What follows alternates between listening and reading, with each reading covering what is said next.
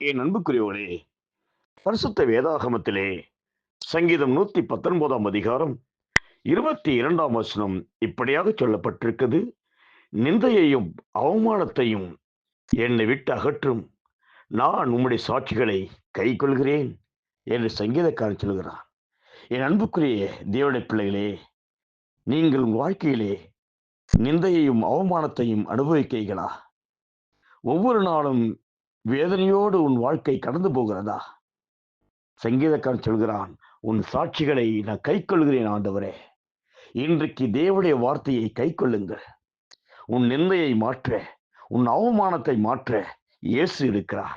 வேதம் சொல்கிறது, இதோ இஸ்ரவேலை காக்கிறவர் உறங்குவதும் இல்லை, தூங்குகிறதும் இல்லை. கர்த்தர் உன்னை காக்கிறவர்.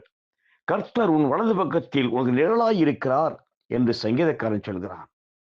என் அன்புக்குரியவனே, இன்றைக்கு கர்த்தர் உங்களுக்கு நிழலாய் இருக்கிறபடினாலே, உன்னை காண்கிற, உன்னை காக்கிற தேவன், அவர் தூங்காமல் உறங்காமல் உங்களுக்கு உதவி செய்கிற கண்மலையா இருக்கிறபடினாலே கவலைப்படாதீர்கள்.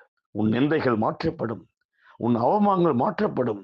உன் வாழ்க்கையிலே கர்த்தர் ஆசீர்வாதத்தை கொடுத்து, எந்த வேண்டுதலோடு நீங்கள் இயேசுடைய பாதத்தில் முழங்கால் படிடுகிறீர்களோ, உங்கள் வேண்டுதலை ஜெபத்தை கேட்டு ஆண்டவர் உங்களை ஆசீர்வதிப்பார். உங்கள் நிந்தைகள் அவமானங்கள் இன்றைக்கு மாற்றப்பட்டு நீங்கள் சந்தோஷத்தோடு வாழும்படியாய் ஆண்டவர் உதவி செய்வாராக. God bless you.